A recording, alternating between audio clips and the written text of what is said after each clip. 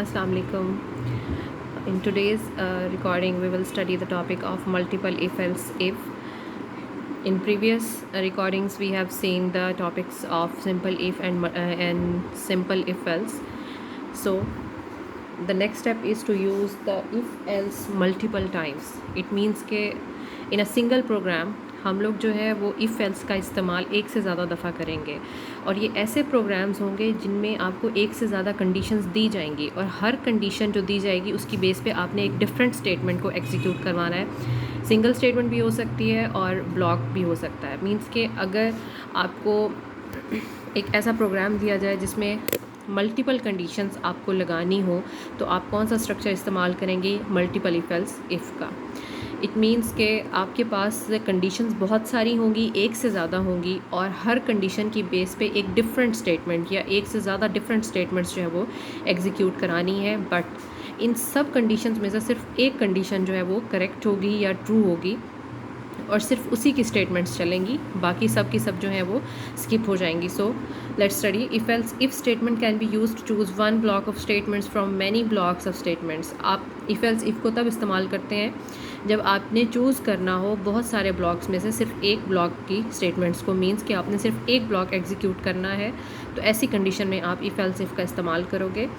It is use when there are many options and only one block of statements should be executed on the basis of a condition.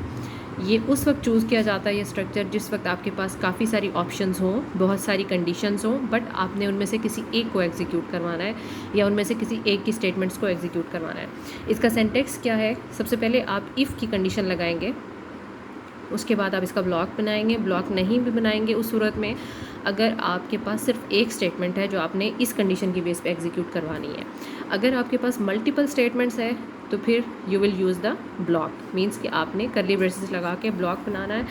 Second जो है, इस if के फ़ौरन बाद हम पहले normally else लगाते थे, अब हम क्या करेंगे? इस एल्स के आगे ही हमने फ़ौरन इफ़ का इस्तेमाल करना है। मीन्स के हमने नेक्स्ट जो है कंडीशन लगानी है और वो कंडीशन जो दूसरी लगेगी वो इफ़ के साथ लगेगी। कभी भी याद रखिएगा एल्स के आगे कंडीशन नहीं लगती, एल्स के साथ इफ़ लगता है और फिर कंडीशन लगती है। देन आपने सेकंड ब्लॉक जो भी स्टेटमेंट्स का है जो आप चाहते हैं कि वो इस कंडीशन की बेस पे एग्जीक्यूट करें तो आप उसको लिख देंगे। इसी तरह जितनी कंडीशंस आपके प्रॉब्लम में दी हुई हैं प्रॉब्लम स्टेटमेंट में, आप उन सबको यहाँ अप्लाई करेंगे और लास्ट पे जो है जो लास्ट होगी, लास्ट के पास लास्ट में जो है आपके पास ऑप्शन होती है कि आप सिंपली एल्स लगा के जो रिमेनिंग स्टेटमेंट है उसको एग्जीक्यूट करवा दें। तो इस केस में अगर देखा जाए तो इस इफ़ का जो एल्स है वो ये है, इस इफ़ का एल्स ये है और इस इफ़ का जो है लेट्स सपोज के हमारे पास ये एल्स है। तो जितनी कंडीशंस आपके प्रोग्राम में या आपके प्रॉब्लम में आपको गिवन होंगी आप उनको लिखेंगे और उनकी बेस पे जो जो कंडीशंस जो जो स्टेटमेंट्स आपने एग्जीक्यूट करवानी है उनको आप एग्जीक्यूट करवाएंगे। इसका जो सिंटैक्स है मैं आपको खुद से भी लिख के दिखा देती हूँ और हम एक प्रोग्राम को भी अभी कर लेते हैं ताकि आप लोगों के लिए थोड़ा सा इसको समझना ईजी हो जाए।